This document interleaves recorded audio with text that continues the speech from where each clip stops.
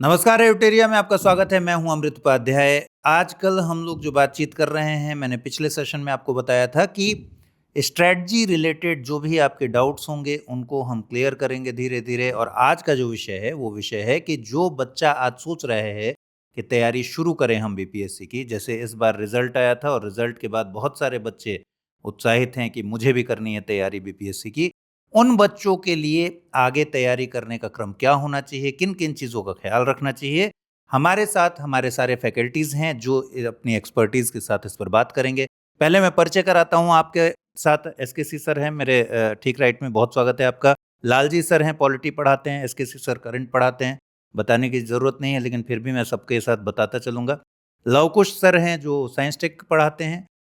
Manish Raghuvanshi sir हैं जो geography पढ़ाते हैं। विरज सर हैं जो इतिहास पढ़ाते हैं। और प्रवीण सर इतिहास पढ़ाते हैं और बिहार स्पेशल पढ़ाते हैं। तो सबसे पहले प्रवीण सर आपसे शुरू करते हैं कि एक नया बच्चा जो अभी रिजल्ट देखकर उत्साहित है कि मुझे भी अधिकारी बनना है और बीपीएससी की तैयारी करनी है, उसे सबसे पहले क्या करना चाहिए और किस क्रम में आगे बढ़ना चाहिए?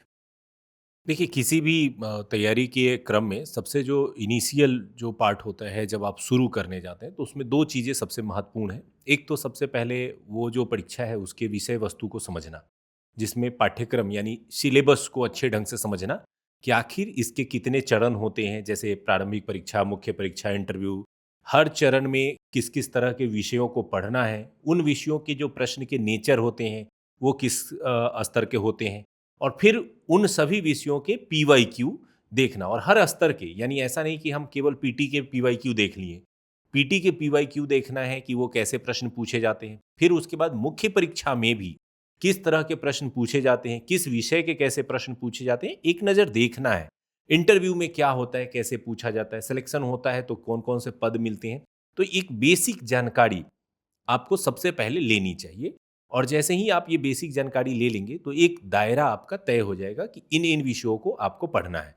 और फिर आप एक एक विषय करके शुरुआत कर सकते हैं। एक ही साथ सारे विषय नहीं कंप्लीट किए जा सकते हैं। एक ही साथ आप रिजल्ट के लिए तैयार नहीं हो सकते हैं। शुरुआत हमेशा एक छोटे से स्टेप से होता है। एक एक करके सभी विषयों को अध्ययन करना है। पहले आपका बेसिक अध्ययन होगा, फिर उसका एडवांस स्टडी हो जाएगा, फिर आप मेंस के लायक तैयार हो जाएंगे और फिर आप आएंगे रिजल्ट की रेस में। तो जल्दबाजी करना सबसे बड़ा घातक होता है। और दूसरा ये होता है कि बिना प्लानिंग के आगे बढ़ना, तो यानी विषय वस्तु को समझना और उसके हिसाब से आगे बढ़ना, ये सबसे इनिशियल जो कहते हैं, मुझे लगता है कि एक छात्र को हमेशा ध्यान रखना चाहिए। ठीक है। अब एक-एक करके अगर विषयवार बात करें, सबसे पहले मैं साइंस की बात करूँगा अगर लवकुश सर से। साइंस का जो लेवल है हमेशा थोड़ा फ्लक्चुएटिंग है और नंबर ऑफ क्वेश्चंस भी।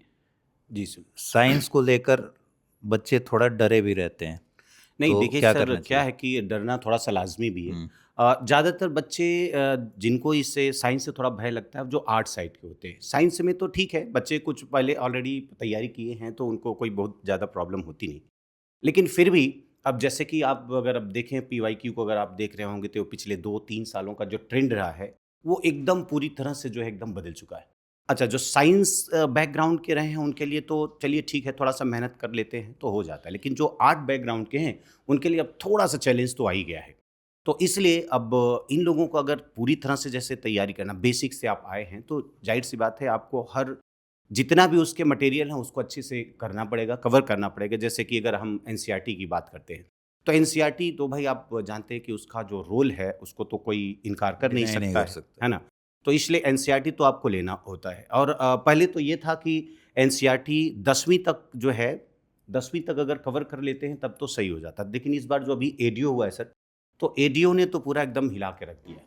उसमें आप देखिए 12वीं का जो फिजियोलॉजी से सवाल रहा है, जो प्लांट फिजियोलॉजी से सवाल रहा है और जो एनिमल फिजियोलॉजी से सवाल रहे हैं, उसने इतना झकझोर दिया कि जैसे आपके नीट के सवाल आते हैं उस लेवल का था। तो इसलिए अब हमें तो चैलेंज हो गया है और बच्चों को भी इसलिए उस लेवल से करना पड़ेगा। चूँकि भाई बहुत इंपॉर्टेंट टॉपिक ये होता है कि इससे लगभग 30-32 क्वेश्चन आते हैं। तो भाई बहुत बड़ा रोल प्ले करता है, प्री में तो ये बहुत बड़ा रोल प्ले करता है, इसलिए एक-एक पॉइंट को आपको ध्यान देना। और दूसरी चीज़, जैसे कि उसके साथ ही साथ जैसे अगर मान लीजिए हमसे जुड़ रहा है कोई बच्चा, तो हम लोगों ने इतना अच्छे से मटेरियल को मेंटेन किया है, खासकर साइंस को मैं प्रॉपर उसको मैंने देखा है। मैंने खुद ही उस पर काम करवाया है हुँ। बच्चों से।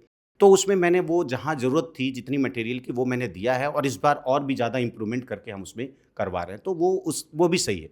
और दूसरी चीज़ें, जैसे कि सर हम टेस्ट सीरीज़ हम चलाते हैं, तो टेस्ट देना तो बच्चे का जैसे ही शुरुआत करेगा, हम कुछ सीरीज़ेज़ भी चलाते रहते हैं क्लास के साथ में, तो उसमें क्या होता है कि हमारे शरीर में एक हार्मोन सिक्रीट होता है जिसको हम बोलते हैं एड्रेनालिन। एड्रेनालिन एक ऐसा हार्मोन होता है कि जिसको हम इमरजेंसी हार्मोन भी बोलते हैं, और जब जितना बार आप टेस्ट लगाते हैं, जितना बार टेस्ट लगाते जाते हैं, तो वो हमारे कंट्रोल में हो जाता है। तो जो ह्यूमन एरर के जो चांसेस होते हैं वो कम पूरी हो तरह से जाते हैं। खत्म हो जाने के चांसेस होते हैं। इसीलिए आप देखिए किसी भी चीज़ के लिए जो ट्रेंड किया जाता है, वो ट्रेनिंग सिर्फ और सिर्फ आपके एड्रेनालिन को आपको कंट्रोल करने के लिए किया जाता है। जैसे कोई डर जाता है कहीं पर, और कुछ लोग होते हैं नहीं डरते, क्योंकि वो वहाँ पर रहते। जैसे आप एग्जाम हॉल में गए, तो जो सवाल आते हुए रहते हैं ना, घबराहट से वो भी गलत हो जाता है। गलत हो जाते हैं। और जब ये आपके कंट्रोल में रहता है, तो आप चूंकि इतना दिन से आपने पढ़ा है, उसको रिवाइज किया है, और सारी चीज़ें हो रही हैं, तो वो बन जाता है। वैसे भी सर देखिए एक चीज़ है, ये कोई एग्ज़ाम है सिविल का, तो भाई जब आप महल बनाना चाहते हैं, तो झोपड़ी की तरह तो तैयार होगा नहीं एक दिन में, टाइम तो लगता है। और टाइम भी इस तरीके से, एक मुझे कोटेशन बहुत अच्छा याद आ रहा है, मैं बोलना चाहूँगा कि success does not come from what you do vocationally, success does not come from what you do vocationally, but it comes what you do consistently. तो भाई जाहिर सी बात है, consistently और आप लंबे समय से काम करेंगे तो डेफिनेटली है, और जुड़ेंगे तो आपको खुद ही समझ में आ जाएगा कि कहाँ से हम किस लेवल से चीज़ों को ले जाते हैं, और मटेरियल पर आपको कोई सोचना नहीं है। साइंस के लिए तो फिलहाल मैं ये कहूँगा कि आपको कुछ नहीं सोचना है, वो जो मटेरियल यहाँ से मिलता है, और कुछ एनसीईआरटी के टॉपिक्स बताए जाते हैं, और टेस्ट सीरीज बस इतना ही आपका कर लीजिए, उसके बाद तो फिर ऊपर वाला आपके साथ रहेगा ही। ठीक है, एक सवाल प्रवीण सर से ये कि एनसीईआरटी की बात बार बार आती है, और एनसीईआरटी बीपीएससी के लिए अपने आप में कितना इम्पोर्टेंट है नए विद्यार्थियों के लिए? क्या एनसीईआरटी पढ़ के शुरू करना चाहिए बेसिक से? बिल्कुल, एनसीईआरटी का वेटेज रहता है और हमेशा से रहा है, और कोई भी नोट्स या बुक उसको कह सकते हैं कि समाप्त नहीं कर सकता है। बच्चे की बौद्धिक विकास में उसका सबसे बड़ा योगदान है। यानी नोट्स तो आपको वो कंटेंट दे देंगे बहुत सारी चीज़ें, लेकिन जब आपका जो ब्रेन है ना, वो उसमें जिस तरीके से चीज़ों को अरेंज किया गया है, थोड़े मैप दिए गए हैं, कोई थोड़े चित्र दिए गए हैं, छोटे छोटे फैक्ट हैं, हल्के हल्के से प्रोग्रेस है। छठी क्लास में आप जो एक चैप्टर में पढ़ते हैं, वो शायद अगर आप क्लास में आएंगे तो 5 मिनट में ख़त्म हो जाएगा। लेकिन वो जब एक चैप्टर आप थोड़ा समय लेके पढ़ते समझ हैं, तो बन जाती उससे है। समझ बढ़ती है, उससे आपका जो बौद्धिकता बढ़ता है, उसका यूज फिर सिविल सर्विसेज में बहुत अच्छा होता है। तो केवल एनसीईआरटी फैक्ट के लिए नहीं पढ़ा जाता है, केवल इसलिए नहीं पढ़ा जाता है कि भाई यहाँ से क्वेश्चन आएंगे, वहाँ इसलिए भी पढ़ा जाता है कि उससे आपकी समझ और आपकी बौद्धिकता बढ़े, जिसका यूज फिर आप सिविल सर्विसेज में कर सकें। तो इसलिए करना चाहिए। बच्चे अगर एनसीईआरटी पढ़ते हैं तो बहुत अच्छी चीज़ें पढ़ना चाहिए। ठीक। और मुझे तो लगता है कि अगर आप किसी इंस्टीट्यूट में जाते हैं, किसी क्लासेस को ज्वाइन करते हैं, उससे पहले एनसीईआरटी खुद से पढ़ के जाइए, बिल्कुल। तो आप अच्छे लेवल पे जाएंगे, और टीचर जब आपसे साथ पढ़ाना शुरू करेंगे तो आपको तो आसानी से समझ में आएगा कि वो क्या बता रहे हैं। तो कभी भी एनसीईआरटी पढ़ने के लिए टीचर पे डिपेंडेंसी की जरूरत मुझे लगता है कि नहीं है। वो टीचर के बताने से पहले ही शुरू कर देना चाहिए, क्योंकि छठी क्लास की चीज़ें, 7वीं क्लास की चीज़ें, 8वीं क्लास की चीज़ें यदि आप ग्रेजुएशन पास होकर के नहीं समझ पा रहे हैं, तो यानी आपका बैकग्राउंड बहुत ख़राब है, को मेहनत करनी पड़ेगी। तो इसलिए मुझे लगता है शुरू करना चाहिए। बिल्कुल। मनीष सर, ज्योग्राफी विषय के बारे में बात करें, एकदम इनिशियल बच्चों के बारे में बात कर रहे हैं हम इस वीडियो में, तो ज्योग्राफी को लेकर कैसे तैयारी करें और कैसे अपनी पकड़ बनाएं? देखिए, जैसा साइंस सब्जेक्ट टेक्निकल है, वैसे ही ज्योग्राफी भी बहुत टेक्निकल सब्जेक्ट है। तो बहुत सारे जो आर्ट्स स्ट्रीम के बच्चे आते हैं, उनको साइंस इसको समझने में थोड़ी सी दिक्कत होती है। तो बिल्कुल सिस्टमेटिकली आपके लिए नॉर्मली सलाह दी जाती है कि आप 6 स्टैंडर्ड से लेकर 12 स्टैंडर्ड तक की एनसीईआरटी पढ़ें। ठीक, अब इतना पढ़ना थोड़ा सा मुश्किल होता है, क्योंकि समय थोड़ा सा ज़्यादा लगता है इसमें। तो उसी काम को हम लोगों ने यहाँ अपने नोट्स में आसान कर दिया है। एडुटेरिया के जो नोट्स हैं, तो 6 से 12 तक की जो भी एनसीईआरटी है, उसका पूरा सार है। ठीक, और पिछले वर्षों में हम लोगों ने जो काम किया है, क्लासेस वगैरह हुई हैं, उसी सब को इनकॉर्पोरेट करके हमारे नोट्स भी बने हैं। तो एक चीज़ तो वो पढ़नी होती है हमें। फिर दूसरा, इसमें जो हम लोग क्लास में करवाते हैं, उस पे हम लोग अपना पूरा बेस रखते हैं। फिर इसके अलावा तीसरी चीज़ हमें करनी है कि साथ के साथ एनसीईआरटी पे बेस्ड एमसीक्यू भी आजकल मार्केट में अवेलेबल हैं। तो जैसे ज्योग्राफी में आप जो जो टॉपिक पढ़ते जाते हैं, तो उसके साथ साथ आपको एनसीईआरटी बेस्ड जो 6 से लेकर 12 तक के पूरे एमसीक्यू हैं। एडुटेरिया का भी अपना नया अभी थोड़ी कुछ समय पहले ही लॉन्च हुआ है, और भी पब्लिकेशंस का आता है। तो उसमें अगर आप करेंगे तो आपको कॉन्फिडेंस आएगा, और फिर इतना करने के बाद फिर आप PYQ पे जाइए। PYQ करेंगे तो उससे आपको और भी फ्यूचर के लिए, मतलब कि आप सही डायरेक्शन में जा रहे हैं, तो एक अंदर से कॉन्फिडेंस जब आता है तो हम कई बार जिन चीज़ों को नॉर्मली नहीं कर पाते, उन चीज़ों को हम कॉन्फिडेंस की वजह से कर पाते, क्योंकि नॉलेज तो हमारे पास बहुत है। बचपन से हम लोग 6, 7, 8 सब पास करके आए हुए हैं ऑलरेडी, तो सब हमने पढ़ा है। लेकिन जब उसको अप्लाई करने की बारी आती है तो हम नॉर्मली अप्लाई नहीं कर पाते हैं। लेकिन जब कॉन्फिडेंस हमारे अंदर रहता है तो उन इश्यूज़ को हम बेहतर अप्लाई करते हैं, और उससे हमारा आंसर जो गैस वर्क होता है, जैसे कि अगर हम देखें BPSC के क्वेश्चंस को, तो उसमें कई क्वेश्चन ऐसे मिलेंगे जो नए बनाए जाते हैं। अब उन नए बनाए क्वेश्चन में आपने जो ऑलरेडी पढ़ा है, कहीं से कुछ याद वगैरह कर लिया है, तो वो तो आपको मदद कर देगा, लेकिन नए क्वेश्चन में तो आपको अपना जब माइंड अप्लाई करना पड़ेगा, तो जो कॉन्फिडेंस उसमें बहुत हेल्प करता है आपको। फिर इस सब के बाद में एक और चीज़ आती है जिसको करना चाहिए, वो है टेस्ट सीरीज़। बहुत सारे टेस्ट सीरीज़ मार्केट में अवेलेबल हैं, और बच्चे कई बार ये गलती करते हैं कि वो एक से ज़्यादा टेस्ट सीरीज़ ज्वाइन कर लेते हैं, और उनका उद्देश्य होता है ये कि वो बहुत सारे इंस्टीट्यूट का मटेरियल इकट्ठा करना चाहते हैं। इस क्रम में वो नोट्स जो सारे टेस्ट सीरीज़ ज्वाइन करते हैं। लेकिन अब गलती उनकी यहाँ कहाँ होती है, मतलब हमारे हिसाब से एक जो बड़ी गलती है कि वो टेस्ट सीरीज़ को अपने असेसमेंट को चेक करने के लिए उनको करना चाहिए। कि जैसे नॉर्मली जैसे एडुटेरिया का भी टेस्ट सीरीज़ होता है, तो उसमें एक पूरा प्लान होता है कि हम 10, 20, 25, 40 जो भी हमारे टेस्ट होंगे उसमें पूरे सिलेबस को कवर करेंगे। तो आज अगर एक टेस्ट आपने दिया है, अब 1 वीक के टाइम के बाद में अगर कोई दूसरा टेस्ट है, तो इस टाइम में हमको कोशिश करनी चाहिए कि हम इसी एक टेस्ट पे फोकस करें और पूरे सिलेबस को अच्छे से कवर करें और उसमें बेस्ट परफॉर्म करने की कोशिश करें, ना कि हम यहाँ वहाँ भाग भाग करके बहुत सारे कोचिंग इंस्टीट्यूट में, उसमें क्या होगा कि आप कुछ भी कवर नहीं कर पाएंगे और उससे आपको बेहतर फ़ायदा नहीं होगा। फिर एक चीज़ और जो आप टेस्ट सीरीज़ के माध्यम से कर सकते हैं वो है कि जैसे एग्ज़ाम में हमको गैस भी करना होता है बहुत कुछ। टेस्ट सीरीज़ जब आप ज्वाइन करते हैं तो टेस्ट में आप ये देख सकते हैं कि कुछ टेस्ट में आप ये ट्राई कीजिए कि आप केवल उतने ही क्वेश्चन को अटेम्प्ट कीजिए जो आपको आ रहे हैं। फिर आप देखिए कि आपका रिजल्ट कितना है। फिर कोशिश कीजिए कि उसके अलावा किसी और टेस्ट में ये ट्राई कीजिए कि आप जिस पे एकदम शांति से गैस वर्क करके जिनको सही लगा रहे हैं उसमें से कितना सही हो रहा है।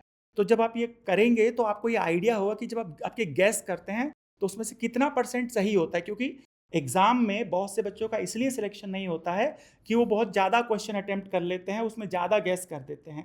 तो इन चीज़ों को अगर आप थोड़ा सा ध्यान देंगे तो मुझे लगता है कि आप बेहतर कर पाएंगे। ठीक बात है। अब एक जो सबसे बड़ा सवाल आता है वो है करंट अफेयर्स। कहाँ से पढ़ें, कैसे पढ़ें, न्यूज़पेपर पढ़ें, न पढ़ें? करंट अफेयर सर मेरे से पढ़ना चाहिए। सर इसके अलावा करंट अफेयर्स को लेकर के बच्चों में बड़ी कन्फ्यूजन रहती है। सबसे बड़ी जो समस्या आती है बच्चों के सामने कि करंट अफेयर्स में सोर्सेज की कोई कमी नहीं है सर। अगर आप मार्केट में देखेंगे तो बहुत सारे मैगजीन्स हैं और यूट्यूब पे बहुत सारे क्लासेज हैं, बहुत सारे कोर्सेज हैं।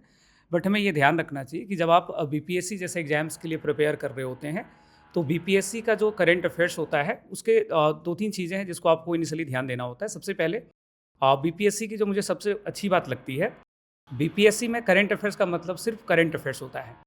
मैं ये कहना चाह रहा हूँ कि आप जस्ट थिंक, आप UPPCS का अगर आप पेपर देखेंगे तो उसमें करंट अफेयर्स को GS के साथ मिलाकर पूछा जाता है, और UPSC का अगर पेपर देखते हैं तो करंट अफेयर्स UPSC में GS plus current affairs analytical question बनाता है। लेकिन BPSC के यहाँ क्या, हमारे BPSC में क्या हो रहा है कि BPSC में आपको डायरेक्ट करंट अफेयर्स पूछा जाता है, यानी कि फैक्ट्स ज़्यादा पूछे जाते हैं। तो और एक तो समस्या ये आती है बच्चों को कि करंट अफेयर्स के अंदर जो है सोर्सेज क्या रखना है और कितने दिनों के लिए करंट अफेयर्स प्रिपेयर करना है। तो लास्ट टाइम 71st BPSC का जब पेपर हुआ है तो उसके पेपर को देखने के बाद ये आइडिया लगा था कि लगभग आपको 2 साल का जो है करंट अफेयर्स करने के बाद जो है वो आप एग्जाम में बेहतर परफॉर्म कर सकते हो। बट इसको बहुत वाइजली अगर आप देखते हैं तो थोड़ा सा समय का भी ध्यान में रखना होता है। मतलब लास्ट टाइम 71st BPSC में लगभग इकोनॉमिक्स और जो करंट वाला पार्ट था, इकोनॉमिक्स टोटली करंट बेस पूछ दिया था, तो लगभग 46 क्वेश्चंस पूछे गए थे। और उसमें से अगर आप डायरेक्ट करंट अफेयर्स देखते हो तो अराउंड 35 क्वेश्चंस पूछे गए थे, और हर साल लगभग वही 30-35 के आसपास लगभग क्वेश्चंस पूछे जाते हैं। और अगर आप उसका एक देखोगे, उसका जब एनालिसिस आप करते हो तो ज़्यादातर सवाल जो होता है वो 1.5 ईयर, लगभग 18 महीने के करंट अफेयर्स पूछे जाते हैं। तो ये तो हो गया कि कितने दिनों का पढ़ना है। आप 18 मंथ्स का जो है अपना प्रिपेयर करके चलेंगे तो बहुत अच्छे से आप चीज़ों को प्रिपेयर कर लोगे। और मेन आता है इसमें सोर्सेज क्या होना चाहिए। तो सोर्सेज की बात करें तो पीटी और मेंस दोनों को ध्यान में रख करके चीज़ों को प्रिपेयर करना चाहिए। और मैं तो हमेशा कहता हूँ कि आप अगर सिविल सर्विसेज का एस्पायरेंट हो तो आपको एक सोर्सेज के तौर पे आपको एक न्यूज़पेपर रेगुलर फॉलो करनी चाहिए, क्योंकि आपको केवल प्रीलिम्स नहीं देना है, प्रीलिम्स के बाद आप मुख्य परीक्षा में भी शामिल होंगे, उसके बाद आपको इंटरव्यू में भी जाना है। और बीपीएससी का जब आप नोटिफिकेशन पढ़ते हैं तो उसमें लिखा रहता है कि प्रीलिम्स जो है वो केवल आपका स्क्रीनिंग टेस्ट है, भीड़ को कम करने का जो है वो एग्ज़ाम है। तो आपको ये ध्यान रखना है कि पीटी के बाद आपको मुख्य परीक्षा में जाना है, और मुख्य परीक्षा में आपकी भाषा शैली बहुत महत्व रखता है, आपकी जो जानकारियाँ हैं वो बहुत महत्व रखता है। तो उसके लिए जो है आपको न्यूज़पेपर बहुत आवश्यक है पढ़ना। और सर मैं बिहार में बीपीएससी के अंदर मैं सर कई हज़ार लाखों बच्चों से मैं जुड़ा हूँ इतने दिनों में, तो मैंने एक चीज़ अनुभव किया है कि बिहार में चूँकि बच्चों की स्कूलिंग सर बहुत अच्छी नहीं हो पाती है, कॉलेज भी उस लेवल के नहीं है, तो बच्चों के साथ थोड़ी भाषा को लेकर के भी समस्याएँ आती है, दिक्कत आती है। तो मैं तो कहूँगा कि आप अगर बीपीएससी की प्रिपरेशन का सोचते हैं तो सबसे पहले आप प्रयास करिए कि एक न्यूज़पेपर को अपनी आदत, अपनी रूटीन में शामिल करें। और न्यूज़पेपर भी कौन सा है, अगर रिकमेंडेड न्यूज़पेपर बच्चे कई बार ढूंढना चाहते हो तो इन ब्रीफ में अभी बता दूं, बाद में मैं इस पर एक विशेष वीडियो बना दूंगा। आप हिंदी न्यूज़पेपर के तौर पे देखना चाहो तो दैनिक जागरण और जनसत्ता, ये दो न्यूज़पेपर जो है काफ़ी अच्छे हैं, आप इसको फॉलो कर सकते हैं हिंदी माध्यम में। और इंग्लिश माध्यम में जो है आप अगर इंग्लिश बहुत अच्छी है, वोकेब की कोई समस्या नहीं है, तो आप द हिंदू के साइड जाइए, और थोड़ा अगर इधर है तो टाइम्स ऑफ इंडिया या बेस्ट है इंडियन एक्सप्रेस, आप इस चीज़ को फॉलो कर सकते हैं। तो ये तो हो गया न्यूज़पेपर की बात। और क्लासेस को लेकर क्या होना चाहिए, तो अब करंट अफेयर्स इतना इंटेंस कर दिया है, इतना ज़्यादा प्रश्न इसमें पूछे जा रहे हैं कि करंट अफेयर्स को अगर आप स्किप करना चाहो तो बड़ी समस्या उत्पन्न हो सकती है। और लास्ट टाइम मुझे बहुत अच्छा लगा सर, एडिटोरिया के मंच पे जो टॉपर्स आए, तो मैंने कई सारे बच्चों की वीडियो देखा, उन्होंने बहुत अच्छी बात करी। उन्होंने आकर के सीधे तौर पे एक कन्फेस करा कि करंट अफेयर्स जो है अब वो दिन चला गया जब आमतौर पे हम लोग भी प्रिपरेशन करते थे तो एग्ज़ाम से एक महीना पहले कोई एक मैगजीन उठाते थे, उसी को पढ़ लिया, हो गया। तो अब ऐसा करने से काम नहीं बनेगा। तो टॉपर्स ने जो बातें करी मैं उससे टोटली सहमत हूँ। सभी बच्चों ने एक लाइन में कहा कि करंट अफेयर्स जो है अब आपको जो है डेली बेसिस पे अपना तैयार करना होगा। हर दिन 25-30 मिनट 40 मिनट का समय निकालिए और एक अपना नोट्स जो है उसको प्रिपेयर करते चलिए। हाँ, और उसमें जो है आपको दो लाभ होता है। एक तो आप अगर डेली चीज़ें पढ़ते हैं तो ये करंट अफेयर्स आपका सब्जेक्ट नहीं बनता है, करंट अफेयर्स आपका एक इन्फॉर्मेशन, एक जानकारी तक सीमित रह जाता है। और दूसरा ये होता है कि करंट अफेयर्स पढ़ने के दौरान जो है आप जीएस के अलग अलग विषयों को भी टच करते चलते हैं, चाहे वो साइंस टेक हो, इकोनॉमिक्स का पार्ट हो, पॉलिटी का पार्ट हो, तो हर विषय को आप थोड़ा थोड़ा टच करते चलते हैं। तो आपको आपका जीएस का जो फाउंडेशन है उसका भी अंदाज़ा लगते रहता है कि आप क्या कर रहे हो, और साथ में करंट अफेयर्स भी बेस्ट होते चला जाता है। तो ये चीज़ें आपको यहाँ पे फॉलो करनी चाहिए। और मैं करंट अफेयर्स को कैसे अप्रोच करता हूँ, मैं बड़ा इसमें अपने आप को लकी मानता हूँ, शायद मैंने मेहनत अच्छी करी है, जो भी चीज़ें रही हो, कि करंट अफेयर्स को लेकर के बीपीएससी में बच्चे मुझे बड़ी बड़ी संख्या में ऐसे बच्चे जो मुझे फॉलो करते हैं। तो मैं मेरी अप्रोच क्या रहती है मैं एकदम क्लियरली आपको बता दूँ, और वो आपको आगे फॉलो करना चाहिए। मुझे लगता है कि मैं 2-3 काम करता हूँ। एक तो मैं मंथली करंट अफेयर्स को 2 पार्ट में करके पढ़ा देता हूँ। एक मैं पहले थ्योरी करवाता हूँ, थ्योरी के अंदर सर मैं उन सारे टॉपिक को कवर करता हूँ जो आपके पीटी, मेंस और इंटरव्यू के लिए इंपॉर्टेंट होता है। तो थ्योरी में जो भी चीज़ें डिलीवर हो रहा है, जो भी टॉपिक हम डिस्कस कर रहे हैं, वो आप समझ लो कि 99% इंपॉर्टेंट है। उसके बाद जो दूसरा सेक्शन होता है वो होता है कि मंथली एमसीक्यूज़ को प्रैक्टिस करते हैं हम लोग, क्वेश्चंस के माध्यम से सारे न्यूज़ को कवर कर लेते हैं। ये 2 काम हो जाता है। और जैसे ही एग्जाम आपका नज़दीक आता है तो हम लोग क्या करते हैं कि लगभग 2 से ढाई साल का जो करंट अफेयर्स में टॉपिक वाइज न्यूज़ रहता है, जो रिपीट नहीं हुआ न्यूज़ रहता है, तो वो टॉपिक वाइज हम लोग कवर कर लेते हैं। तो आपको करंट अफेयर्स के अंदर ये 2 बातों का ध्यान रखना है कि आप मंथली और ये जो टॉपिक वाइज है इसको तो अपना रेडी रखिए, और साथ साथ प्रयास करिए कि हर दिन जो है आपको डेली करंट अफेयर्स को अपना प्रिपेयर करते जाना है। आप मुझसे भी जुड़ सकते हैं, बहुत सारे टीचर हैं जो इस पे काफ़ी अच्छा काम कर रहे हैं, तो उनके साथ जो है आप अपना आगे बढ़ सकते हैं। तो ये चीज़ें आपको यहाँ रहने वाला है। देखिए, मुझसे भी जुड़ सकते हैं, आपने बता दीजिए कहाँ जुड़ सकते हैं, कितने बजे जुड़ सकते हैं, नहीं अब क्योंकि सर, फिर कमेंट में ये आएगा, हाँ फिर सर, हमको रिप्लाई सर करवाना कमेंट पड़ता में है। सर कोर्स को लेकर के भी बहुत आ रहा है आजकल हमारा, तो उसके लिए सर परवीन सर अनाउंस कर दीजिए कैसे हम लोग करेंगे। मैं सर कल मैंने टेलीग्राम पे बच्चों को पूछ दिया था कि कोर्स लाना पड़ेगा मुझे। सर 500 प्लस मैसेजेस हैं कि सर कोर्स लाओ प्लीज़, कोर्स लाओ एंड ऑल। तो उसके लिए अलग से जो है प्रवीण सर देखते हैं ठीक कब है, उसको वो तो अलग से बातचीत होगी। तो फिलहाल 7 बजे हाँ, सुबह सुबह में जो है आप एडुटेरिया हाँ। चैनल पर। सर इतना आसान हो गया करंट अफेयर्स कि बच्चे को कुछ नहीं करना है, आप जा करके बस लिखो एसकेसी सर करंट अफेयर्स, सुबह 7 बजे लिखेंगे तो लाइव दिख जाऊंगा, और अगर सुबह 7 बजे के बाद लिखेंगे तो मेरी कोई ना कोई वीडियो आपको आ जाएगी। और बच्चों एडिटेरिया का जो चैनल है हमारा ऑफिशियल चैनल, जो उस पर आप सुबह 7 बजे डेली जुड़िए, उसमें मैं आपको डेली भी कराता हूँ, वीकली भी कराता हूँ, मंथली भी करवाता हूँ, और बैचेस के अंदर भी जो है हमारे सारे करंट अफेयर्स के क्लासेस जो है वो आपको प्रॉपर मिलता रहेगा। ठीक है, हाँ। अब आते हैं हिस्ट्री पर।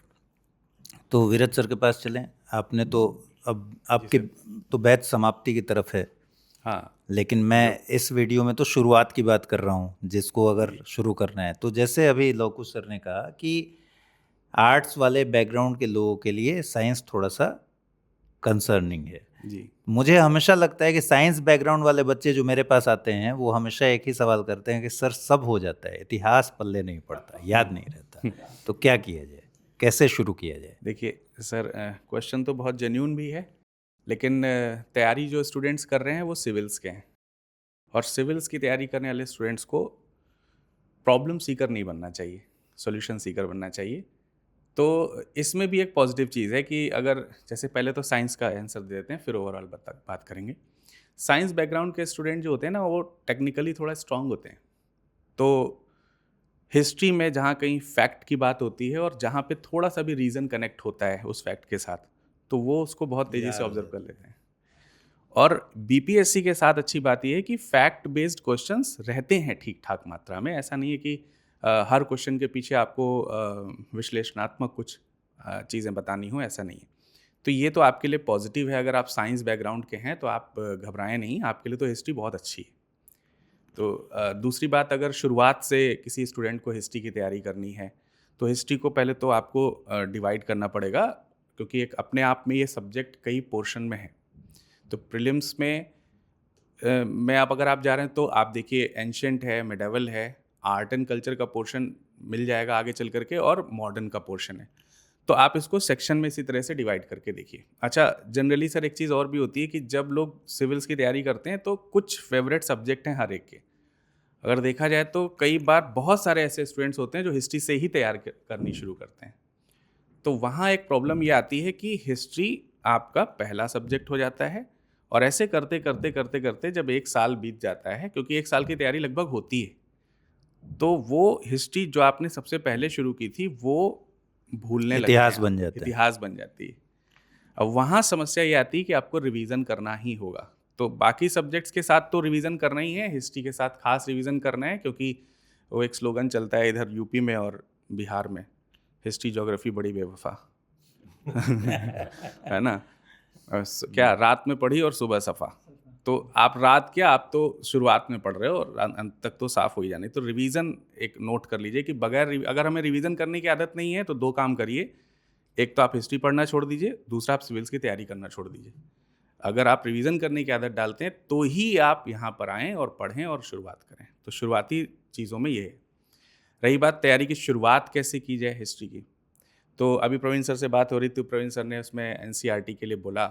तो हिस्ट्री के लिए तो एनसीईआरटी मैंडेटरी है, बाकी सब्जेक्ट्स के लिए होगी ज़रूर, लेकिन हिस्ट्री के लिए तो बिल्कुल ज़रूरी है। क्यों? क्योंकि अक्सर क्या होता है कि सर, मैं क्लास में पढ़ा रहा था, जैसे बैच ख़त्म होने वाला है, हर थोड़ी देर में बच्चा ये पूछ रहा है कि सर आप बहुत सारी चीज़ें हैं जो किताब से बाहर की बता रहे हैं, वो हम कैसे पढ़ें। तो मैंने कहा कि हम पढ़ा ही रहे हैं तो फिर क्या पढ़ना है अलग से, बड़ा सिलेबस नहीं करना है आपको। फिर भी नहीं सर, हमें कोई किताब बता दीजिए। अब लेट से अगर हम किसी को कह भी दें कि आप एंशिएंट हिस्ट्री में आर.एस. शर्मा पढ़ो और आप बिगनर हैं, तो आप क्या पढ़ेंगे उसमें? मतलब वो नॉवेल टाइप है, तो बेसिक कहाँ से तैयार होगा? बेसिक एनसीईआरटी से ही तैयार होगा। तो 6th स्टैंडर्ड से लेकर के 12th स्टैंडर्ड तक एक एक करके एक एक चैप्टर, एक एक जो क्लासेस की एनसीईआरटी हैं वो कंप्लीट कीजिए, उसको करना चाहिए। उसके बाद आपको कोई भी दुनिया के नोट्स मिल जाए, कोई भी दुनिया का टीचर पढ़ा दे हिस्ट्री के लिए, सब आपके दिमाग में बैठेगा। इससे बेसिक शुरुआत नहीं हो सकती और इससे मजबूत शुरुआत नहीं हो सकती। ठीक है, अब पॉलिटी। पॉलिटी एक ऐसा सब्जेक्ट है जिसमें जब हमारे पास बच्चे आते हैं तो उनको ये लगता है कि हम पॉलिटी जानते हैं, बस इंस्टीट्यूट में आए हैं तो ये भी पढ़ लेते हैं।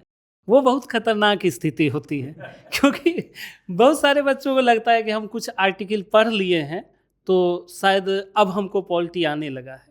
लेकिन जैसा कि अभी हम फाउंडेशन में भी बैच ले रहे हैं तो हम सब बच्चों को PYQ दिखा के बताते हैं कि देखो सिर्फ आर्टिकल पॉलिटी नहीं होता है और कॉन्सेप्ट बेस्ड क्वेश्चन पूछे जाते हैं। मेरा मानना है कि हिस्ट्री और पॉलिटी दो ऐसा सब्जेक्ट है कि जो सिर्फ ना प्री में बल्कि मेंस में भी आपकी सफलता को सुनिश्चित करता है। क्योंकि हिस्ट्री पॉलिटी में 40-42 क्वेश्चन पूछे जाते हैं प्रीलिम्स में। जो अच्छे बच्चे होते हैं जिनका कॉन्सेप्ट क्लियर होता है वो इसमें से 35, 36, 37 इस प्रकार से अंक लाते हैं। तो निश्चित रूप से पॉलिटी और हिस्ट्री को अच्छे से पढ़ना प्रीलिम्स में काफ़ी लाभदायक होता है। अब जब हम मेंस की तरफ मूव करते हैं तो क्या होता है कि सेकेंड पेपर में लगभग 114 मार्क्स का और फिर हाल के वर्षों में 68वीं 69वीं से एक रुझान देखा गया है मेंस में कि करंट में एक क्वेश्चन पूछ देता है, जैसे एक राष्ट्र एक चुनाव को लेकर, समान नागरिक संहिता को लेकर या फिर भाषा संबंधी जो समस्या हुई थी उसको लेकर। तो ये बहुत बड़ा चैलेंज होता है कि उस माइंड सेट को ये बताना कि आप पॉलिटी जानते हैं। शायद वनडे एग्जाम के लिए जब आप PCS में देने जाइएगा तो आपको बहुत सारी समस्याओं का सामना करना पड़ेगा। तो हम लोग महसूस भी करते हैं कई बार फाउंडेशन में कि जितना हम लोगों को समय दिया जाता है उससे कुछ समय ज़्यादा हो जाता है। लेकिन ये होता है कि जब उस दौरान बच्चे पॉलिटी पढ़ लेते हैं तो लगता है कि हाँ हमने कुछ बेहतर जाना।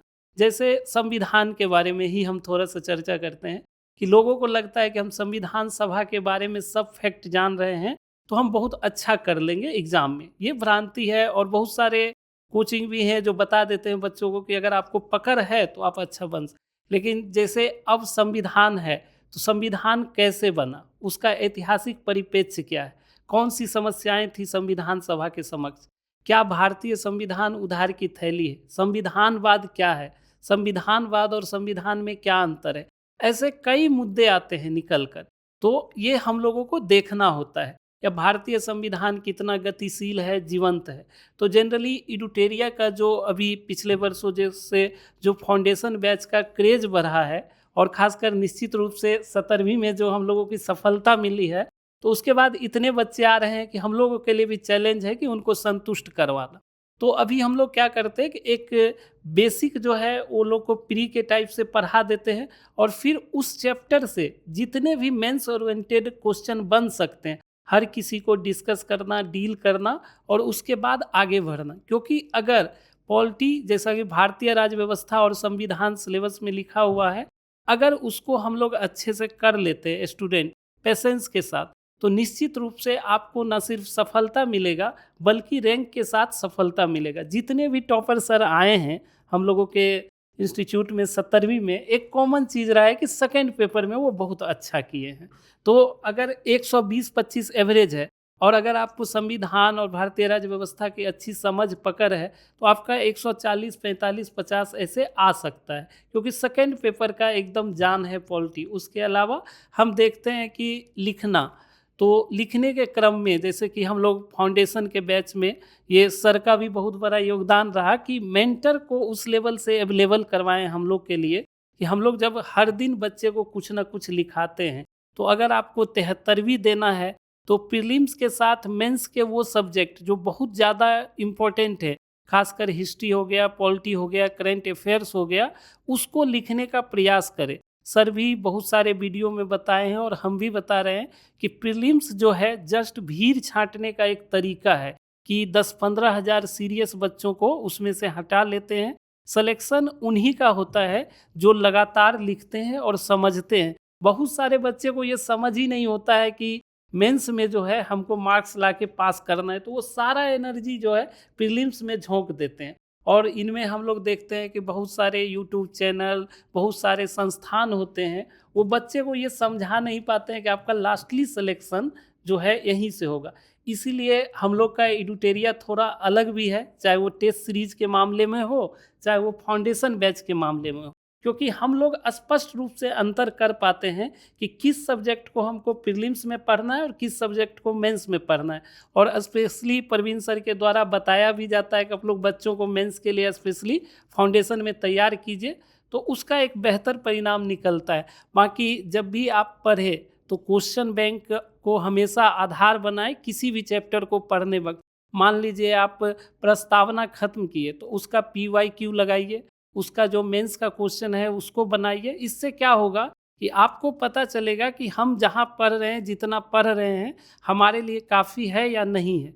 और जितने भी कोर्सेज या बुक हम लोग के हैं, एक्सपर्ट टीम द्वारा बनाया जाता है, हमारी टीम मेहनत करती है, तो आप निश्चित रूप से हमारे मैटर पर भी भरोसा कर सकते हैं। और पॉलिटी जो सब्जेक्ट है वो निश्चित रूप से जानना, बोला जाता है कि बिहार के खून में ही राजनीति होता है। तो खून में राजनीति होना और परीक्षा पास करना दोनों अलग चीज़ें होती है। जैसे और BPSC भी बहुत अच्छा खेल खेलता है कि एक उसका फेवरेट टॉपिक है बिहार की राजनीति में जाति एवं धर्म की भूमिका, बिहार की राजनीति में गठबंधन की भूमिका। और इस दौरान अगर कोई भी छात्र पार्टी या जात वगैरह से ज़्यादा रिलेटेड होता है तो कहीं ना कहीं उसका भाव जो है निकल के आ जाता है और वो फंबल होता है एग्ज़ाम में, जो पता नहीं चलता है, बस हो जाता है। तो इन सब चीज़ों से दूर रह के पॉलिटी में एक तटस्थ भाव के साथ पढ़ना और क्या ज़रूरी है ये पढ़ना बहुत ज़रूरी होता है। चलिए, बहुत माइक।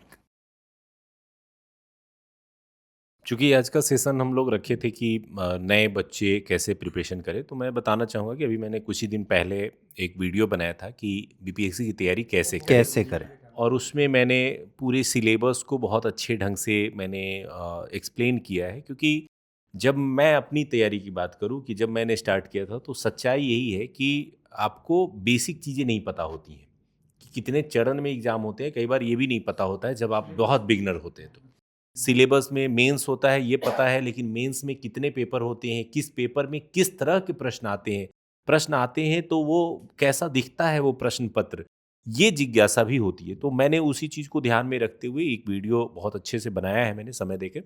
तो उनको बच्चों से मेरा रिक्वेस्ट रहेगा कि आप पहले उसको देखिए, आपको बहुत कुछ क्लियर हो जाएगा। उसमें मैंने कुछ और बेसिक चीज़ें समझाई हैं कि कैसे आप नोट्स प्रिपेयर कर सकते हैं, कैसे आप रिवीजन कर सकते हैं, कैसे आप स्टडी कर सकते हैं, साथ ही आपका पूरा सिलेबस और पैटर्न क्या है, कितना टफ है, कितना डिफिकल्ट है, उन सब चीज़ों की भी चर्चा मैंने उनसे उसमें की है। तो उससे भी आपको बहुत कुछ रास्ता दिखेगा। उस वीडियो का जो लिंक होगा वो डिस्क्रिप्शन बॉक्स में भी मिल जाएगा आपको। इसी वीडियो के जो वीडियो अभी देख रहे हैं उसके डिस्क्रिप्शन बॉक्स में उसका लिंक डाल देंगे और बाकी सर्च करेंगे तब तो मिल ही जाएगा। अब छोटे छोटे संक्षेप में आप लोगों से मैं कुछ सवाल पूछना चाहता हूँ जो लंबे समय से मैंने भी जब भी पढ़ाया है तो बच्चों ने यही सवाल मुझसे पूछा है और वो सवाल आज तक भी कायम है और आगे भी आते ही रहेंगे, हम सबको पता है। तो उन्हीं सवालों में से कुछ कुछ चीज़ें पूछता हूँ मैं। मिथ टाइप के भी हैं कुछ चीज़ें, जैसे कि आपसे मैं शुरू करना चाहता हूँ, कितने घंटे पढ़ें? मुझे लगता है कि इसका कोई पैमाना नहीं है, ये सिचुएशन पर डिपेंड करता है। जैसे मैं अगर एक छात्र हूँ और मेरे पास समय है, मेरे पास कोई काम नहीं है, तो मैं 8 घंटे भी पढ़ सकता हूँ, 10 घंटे भी पढ़ सकता हूँ, क्योंकि लॉस नहीं है ना, पढ़ने का कोई नुकसान नहीं है। आप जितना ज़्यादा पढ़ेंगे तो आपको उतना ही फ़ायदा मिलेगा। तो अगर आपके पास एक छात्र जीवन है और आपके ऊपर कोई वर्किंग बोझ जो नहीं है, घर वालों ने नहीं डाला है, तो आप सुबह से लेके तो रात तक बच्चा के बीच वैसे पूछता है ना कि सर 8 घंटे पढ़ने से हो जाएगा? वैसा कोई टाइमिंग भी नहीं है, ना तो 8 घंटे पढ़ने से हो सकता है और ना ही ऐसा है कि हाँ 4 घंटे पढ़ने वाले का नहीं ही होगा। बिल्कुल। ये मायने रखता है कि उस घंटे में जो आप तैयारी कर रहे हैं वो उसका कितना प्रोडक्टिव है और उससे आप कितना कुछ सीख पा रहे हैं। तो पहला तो ये हो गया। दूसरा ये है कि अगर कोई छात्र जॉब में है और वो तैयारी शुरू कर रहा है तो उसके पास अगर 5 ही घंटे हैं तो वो सीरियसली उस 5 घंटे को यूज करे। तो मेरे हिसाब से घंटे की तो संख्या ये या एक तरीके काउंटिंग की का जगह पे मिथ है। ही है बेसिकली कि हाँ। आप दिमाग में ये बना के चलते हैं कि इतने घंटे पढ़ने से हो जाएगा। दरअसल आप कितना कवर करते हैं और कितना समझते हैं। हो सकता है कोई 8 घंटा बैठ के भी एक टॉपिक ना समझ पाए, हो सकता है कोई आधे घंटे में उस टॉपिक को समझ ले। तो ये घंटे वाला दिमाग में तो मेरे ख्याल से हटा के चलना चाहिए। लेकिन इसका एक और है कि कई बार क्या होता है कि बच्चे अपने सहूलियत के लिए इस क्वेश्चन को ले लेते हैं कि अच्छा एक टीचर या एक मेंटर या एक टॉपर ने हमको बताया था कि 8 घंटा नहीं पढ़ना है, 3 घंटा में हो जाता है, और वो उसको अपने जीवन में लागू कर लेता है कि भाई वो तो बोले थे कि 3 घंटा में होता है तो हम 3 ही घंटा पढ़ेंगे। और हो नहीं रहा हो नहीं रहा है। तो वो निगेटिव भी है कि अगर आपके पास समय है, मैं अपनी बात करूं तो मैंने कभी एक ऐसा भी दौर आया जब मेरे पास पढ़ने के अलावा और कोई काम नहीं था, तो मैं 12-14 घंटे भी पढ़ाई की है, और कभी बिजी शेड्यूल रहा है तो 4 घंटे भी पढ़ाई की है। तो अपनी सुविधा के अनुसार अपना रूटीन बनाए और उसको प्रोडक्टिव बनाए कि 4 घंटे पढ़े तो वो 8 घंटे के बराबर मेरी स्टडी हो, वो ये छात्रों को करना चाहिए। ठीक है, आप लोग के ऐसे सवाल जो आप पूछेंगे ही मुझसे भी पूछेंगे, मैं सबसे पूछ लेता हूँ। विरत सर, नोट्स बनाए कि नहीं बनाए? नहीं, बिल्कुल नोट्स के बगैर तो आप कैसे पढ़ाई कर सकते हैं, लेकिन नोट्स जो हैं वो वैसे नहीं बनने चाहिए कि आपके नोट्स एकदम किताब bookish ही हो जाए, नोट्स बन जाए। किताब ही बन जाए। तो इतिहास में नोट्स अगर आप बना रहे हो तो उसके लिए एक खास चीज़ ध्यान रखनी, कोशिश कीजिए कि आप माइंड मैप बनाएं या फिर आरेख टाइप जो होता है उसको बनाएं। उदाहरण के तौर पे आप दिल्ली सल्तनत अगर आप पढ़ रहे हैं तो दिल्ली सल्तनत में अलग अलग आपको शासक वर्ग दिखाई देगा। जैसे शुरुआत में आप गुलाम वंश पढ़ रहे हैं तो गुलाम वंश को आप माइंड मैप में बना सकते हो। उससे क्या होगा कि जब आप रिवीजन के टाइम पे लास्ट में जब परीक्षा से ठीक पहले जब आप उसी पेज को पढ़ोगे ना तो सारी कहानी जो आपने सुन रखी है सब रिकॉल हो जाएगी और वही उस समय वहाँ पर आपको एग्जाम में काम आएगी। तो नोट्स तो बनाना ही है, उसके बगैर तो काम नहीं चलेगा। ठीक है, अगला सवाल मनीष सर से, याद कैसे करें सर, भूल जाता है, आज पढ़े शाम बहुत ही तक गायब। क्रिटिकल सवाल है ये तो, कि कैसे याद रखें। देखिए, हमारा जो माइंड है उसमें चीज़ें सिस्टमेटिक तरीके से यदि आप रखेंगे तो आपको बेहतर तरीके से रिकॉल होगा। और याद एक बार में नहीं होगा, आपको कम से कम 4 से 5 बार पढ़ना होगा तब याद होगा। ठीक है, तो इस चीज़ को आपको ध्यान में रखना है। एक और जो चीज़ है, ज़्यादातर स्टूडेंट जो नहीं करते हैं पढ़ाई करते समय, कि वो सिर्फ रीडिंग करते हैं। किताब उठा लिया, 2 घंटा पढ़ लिया, अब हो गया है एक राउंड, ब्रेक करके फिर आ गए, फिर आगे पढ़ने लगे। तो उसमें आपको रिकॉल कैसे होगा? आप दिमाग में यूनिलैटरली इन्फॉर्मेशन फीड करते जा रहे हैं। आपने दिमाग को ये ट्रेन किया ही नहीं कि भाई मैं तेरे से सवाल पूछूंगा तो उसके मुझे जवाब देना। बच्चे क्लास में बताते हैं कई बार कि सर हमको आता है, लेकिन आप जब पूछते हैं तो ऐसा लगता है कि अंधेरा छा रहा है, एकदम पूरा कुछ दिख नहीं रहा है, भूल जाते हैं। आसान आसान सी चीज़ें हैं, जैसे कि अभी पिछली क्लासेस में हम पढ़ा रहे थे बाढ़। तो अब बिहार में किसी व्यक्ति को बाढ़ के बारे में ना पता हो, ऐसा तो हो ही नहीं सकता। तो अगर आप 20 शब्द में बाढ़ डिफाइन नहीं कर पा रहे, इसका मतलब ये है कि आपके ब्रेन से जो इन्फॉर्मेशन आउट होनी चाहिए वो अच्छा नहीं है। तो आपको करना ये चाहिए कि आप अगर 2 घंटा पढ़ते हैं तो 2 घंटा पढ़ने के बाद में किताब को बंद कर दीजिए और कॉपी पेन लेके जो भी पढ़ा है उस पर कम से कम 10 सेंटेंस लिखने की कोशिश कीजिए। शुरू में हो सकता है कि आपको 10 नहीं बनेंगे, 5 ही बनेंगे, 4 ही बनेंगे, लेकिन कोशिश होनी चाहिए कि उसके बाद में आप दिमाग को स्ट्रेस दें कि भाई इतना मैंने तेरे को पढ़ाया, उसके बाद 10 सेंटेंस भी तू नहीं बता पाया। अगले बार फिर उम्मीद करें उससे कि भाई आप पढ़ेंगे और उसके बाद 10 सेंटेंस पूछेंगे। तो आपके दिमाग को आदत हो जाएगी कि भाई ये पूछता भी है बार बार, तो मुझे निकालना है इन्फॉर्मेशन को बाहर। तो वो इन्फॉर्मेशन को ऑर्डरली मैनर में रखेगा। नहीं तो हम पढ़ते जाते हैं, हमें बहुत कुछ पता है और हम चाहें तो 2 घंटा भाषण भी दे सकते हैं, लेकिन एग्जाम में हमको याद ही नहीं आता है। सही बात, ठीक, मार्क्स नहीं आते, तो ऐसे कर सकते हैं। बिल्कुल। लवकुश सर, आंसर कब से लिखने की शुरुआत करें? आंसर तो पहला चैप्टर जैसे ही ख़त्म होता है ना, उसी समय से लिखने की आदत डाल लेनी चाहिए। क्योंकि देखिए शुरुआत से ही जैसे फर्स्ट डे होता है, तो हमारे यहाँ तो खैर इंस्टीट्यूशन जो फाउंडेशन बैच के बच्चे होते हैं उनको तो पहले दिन से ही शुरुआत कर दिया जाता है कि आज आपने पढ़ा है तो दूसरी क्लास में जब आएंगे तो क्या आपको याद है, वो थोड़ा सा 2-4 लाइन, जैसा कि अभी मनीष सर ने बताया कि वो 2-4 लाइन या जो भी आपको बनता है आप एक क्वेश्चन के थ्रू आप उसको दें।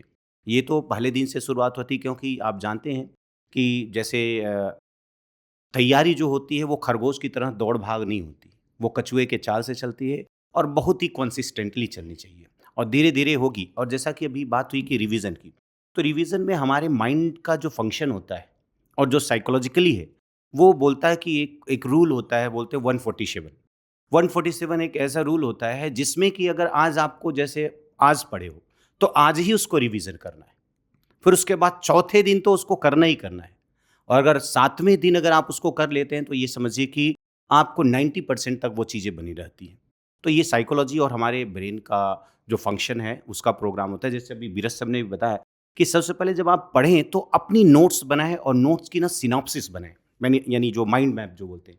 तो जब तक माइंड मैप बनेगा तो आपको रिवीजन करने में बहुत आसानी होगी। तो इसलिए मुझे लगता है कि आंसर राइटिंग की शुरुआत जो है वो शुरुआत से ही कर देनी चाहिए। आपको पहले दिन से क्या होता है कि शुरुआत में ही आपको जोश होता है। जब बच्चे आते हैं, मैंने देखा है कि शुरुआत के कुछ कच्चे मतलब क्लासेस में अगर देखें कुछ कक्षों तक, तो वहाँ पर उनके पास होता है कि एकदम भीड़ आती है खूब, तो अगर वहाँ से आप शुरुआत कर देते हैं तो आपकी आदत बन जाती है। और फिर अगर जितना ज़्यादा स्लगिशनेस दिखाते रहते हैं आप, फिर तो वो थोड़ा सा गड़बड़ हो जाता है मुझे लगता है। तो मेरे ख्याल से पहले दिन से दूसरे दिन से कर ठीक है। देना चाहिए। ये वो सवाल हैं जो आप सब लोगों ने कभी ना कभी सुने होंगे। अब अगला सवाल आपसे है कि पॉलिटी पढ़ने के लिए कितना किताब पढ़ना पड़ेगा, सर कितनी किताबों को पढ़ जाना है? पढ़ना है क्या? पॉलिटी पढ़ने के लिए सर हमारा क्लास नोट्स और हमारे संस्थान का क्वेश्चन बैंक, और अगर लेखनी में आप जुड़ जाते हैं और करने की कुछ ज़रूरत नहीं पड़ेगी। एडुटेरिया का मटेरियल काफ़ी है, और जिस तरह का हमारे क्लास में समय दिया गया है पॉलिटी के लिए फाउंडेशन बैच में या मेंस बैच में, तो वो इनफ है कि बच्चे आराम से पढ़ सकते हैं। और अंतिम सवाल इसके सर आपसे कि आज की दुनिया रील की दुनिया है, बच्चों में रील, जेनजी का आपने प्रोटेस्ट देख ही लिया हाँ है, सर, हाँ सर, बिहार का तो नेक्स्ट तो नेक्स्ट लेवल का था। तो रील से कैसे बचना है ये भी बहुत जरूरी है। सर एक्चुअली रील से कैसे बचना है मुझे बचें लगता भी कि नहीं बचें? मैं ना बच्चों को हमेशा कहता हूँ ना कि बड़े लाभ लो, छोटे लाभ नहीं लेना है। मुझे इंस्टाग्राम पे सर मैं तो काफ़ी मतलब मैं भी काफ़ी पॉपुलर हूँ तो मैं इन दिनों इतना अच्छा मुझे कुछ वीडियो आते हैं सर कि मैं देखता हूँ बच्चे सेलेक्ट हो गए हैं 73 PSC में, और उसके बाद वो इंस्टाग्राम और सोशल मीडिया पे आकर के अपने अकाउंट्स बना करके वहाँ पे स्ट्रैटेजी वीडियो, अपनी प्रोफेशनल जर्नी वगैरह के बारे में बताते हैं। तो मुझे लगता है कि वो 1-2 वीडियो डाल रहे हैं और उनके बाद उनके फॉलोअर्स भी अच्छे बढ़ रहे हैं, रीच भी अच्छी हो रही है। तो ठीक है, आपको ज़माने के अनुसार ही चलना है। रील्स, सोशल मीडिया, एल्गोरिदम, ये सब तो एक जगह पे अपनी सही है। लेकिन विद्यार्थी जीवन में मोटे तौर पे आप डिस्ट्रैक्शन से जितना बचेंगे, आप तैयारी उतनी सहज हो जाएगी और आपका सफलता उतना जल्दी आपको मिलेगा। और अभी के समय में क्लासेस के अंदर जो है, अब मैं बच्चों को कई घंटे ओरिएंटेशन क्लास में विशेष रूप से समझाता हूँ कि आपको न्यूज़पेपर पढ़ना है, रेगुलर करंट की क्लासेस करनी है, नोट्स बनाना है, और बच्चे मुझे काउंटर क्वेश्चन करते हैं कि सर इतना सब करना पड़ेगा, इतने सारा सब बहुत टाइम लगेगा एंड ऑल। तो मैं कहता हूँ कि अगर मैं आपको न्यूज़पेपर हटा करके ये बोल दूँ कि आपको 2000 रील्स देख कर आना है पर डे, तो मुझे लगता है 2000 की जगह 5000 रील्स देख करके आ जाओगे। और मैं जब क्लास 4th में था सर, हमारे गांव में सत्संग हो रहा था, अब साधु जी ने बड़ी अच्छी बात बताई थी। उन्होंने कहा था कि ना हमेशा जो बैड हैबिट्स होते हैं, जो गंदी आदतें होती है ना, वो बहुत जल्दी आपको लगेगा, वो अपने साइड आपको अट्रैक्ट कर लेगा। तो ये सोशल मीडिया, रील्स और जो ये यूट्यूब पे जो वीडियोज़ आते हैं जिस तरह का आप देखते होंगे, तो वो बहुत आपको अट्रैक्ट करता है और उसमें समय इतना चला जाता है कि आपको खुद नहीं पता लगेगा। कभी कभी लोगों को ये भी होता है कि जैसे 1 घंटे की पढ़ाई किया कि चलो 10 मिनट रील्स देख लेंगे, अब 10 मिनट के चक्कर में 2-2.5 घंटे कब चले जाते हैं पता नहीं चलता है। और कुल मिलाकर के ये देखें तो ये सोशल मीडिया एक तरह का सर इल्यूजन है, मतलब आपको जो दिख रहा है वो दिखाया जा रहा है। और हो सकता है कि आपने जिस तरह के आए दिन हम लोग न्यूज़पेपर्स में भी हम लोग देखते हैं कि सोशल मीडिया पे कोई व्यक्ति आपको बड़ा खुश दिख रहा है, बड़ा सक्सेस दिख रहा है, अगले ही दिन उसके बारे में कोई बुरी खबर आ जाती है। तो मुझे लगता है कि बच्चों को अपने प्रिपरेशन के दौरान जो है मोबाइल फ़ोन को जितना कम से कम हो उपयोग करना चाहिए। हाँ, आप अगर ऑनलाइन पढ़ाई करते हैं, कोई लर्निंग एप्लीकेशंस को यूज़ करते हैं, तो आप उसका प्रयोग करते रहें, लेकिन स्टार्टिंग में शुरू में आपको इससे बचना चाहिए। और एआई भी जब से आ गया है, तो एआई से भी बच्चे आजकल बहुत ज़्यादा कलाकारी करते हैं। इवन मेरी क्लासेस को भी देखता हूँ मैं, बड़ा सुंदर सुंदर लाल पीला रंग का नोट्स बनवा देता है एआई से। तो मुझे लगता है कि एआई या कोई भी जो मशीन है, इन्वेंशन जो है, वो हमारे प्रोडक्टिविटी को बढ़ाने के लिए है, लेकिन हमारे पावर ऑफ क्रिएशन या पावर ऑफ इमेजिनेशन जो है उसको हैम्पर ना करे। तो इस बात का हमेशा ध्यान रखना चाहिए। और इसीलिए सर मैं अपने पूरे करंट अफेयर्स की क्लासेस को एकदम ऑर्गेनिक रखा हूँ। ना हमने कहीं पीपीटी का प्रयोग किया है, ना हमने कहीं एआई के इन्फॉर्मेशन से डेटा वगैरह मैं यूज़ करता हूँ। मैं कहता हूँ कि अपने ब्रेन को जितना ऑर्गेनिकली ट्रेंड करोगे, आप उतने प्रोडक्टिव रहोगे, उतने ओरिजिनल रहोगे, और आप जितने ओरिजिनल रहते हो उतना जल्दी आपकी सिलेक्शन होती है। और बच्चों, मैं बड़ी दिल से एक बात आपको कहता हूँ कि विद्यार्थी का जीवन जो होता है सन्यासी का जीवन होता है, त्याग का जीवन होता है। तो आप डिस्ट्रैक्ट मत हो, एकदम फोकस्ड होकर के पढ़ाई करो, और जो सफलता 5 वर्षों के बाद मिलनी है वो सफलता प्रयास करो कि जितना जल्दी हो जाए, साल में, 1.5 साल 2 साल के अंदर, तो जितना जल्दी आप जो है अपनी इस जर्नी को समाप्त करें और एक सफलतापूर्वक जो है अपने जीवन में आगे बढ़ने का प्रयास करें। तो डिस्ट्रैक्शन से बचना है, फोकस्ड होकर के आपको पढ़ाई करते रहना है बच्चों। चलिए, तो आप लोगों के तमाम जो सवाल हम लोगों से होते हैं उनके जवाब मैंने कोशिश की है कि सारे हमारे जो एक्सपर्ट फैकल्टीज़ हैं, प्रवीण सर और उनकी पूरी टीम से एक एक करके पूछें, और जो भी बच्चा तैयारी करना चाहता है उसके सामने ये सब तमाम सवाल आएंगे भी।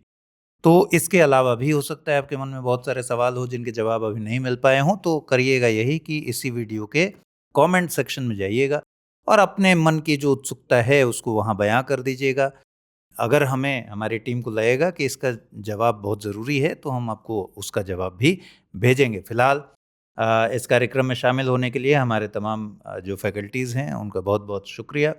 आप सबका भी बहुत बहुत शुक्रिया। ऐसे ही सेशंस हम लोग और भी करेंगे और वीडियो में आप बताइएगा कि जो अगला वीडियो बने वो किस टॉपिक पर बनाया जाए जिससे आपकी किसी समस्या का समाधान हो जाए।